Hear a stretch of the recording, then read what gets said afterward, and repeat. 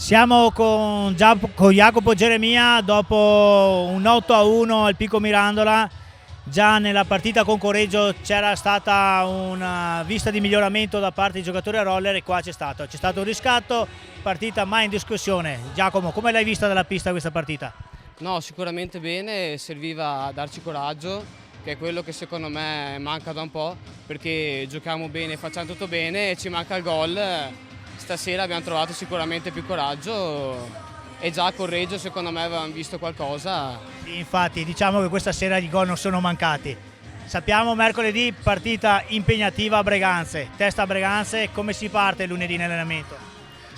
Si parte sicuramente con la testa a Breganze, riposarsi un po', secondo me le capacità ce le abbiamo per far bene anche a Breganze. In Coppa Italia ci è mancato un po' il gol sicuramente su una pista difficile come il Breganze, però dai, siamo fiduciosi. Un in bocca al lupo a Geremia e a roller. Grazie, buona serata.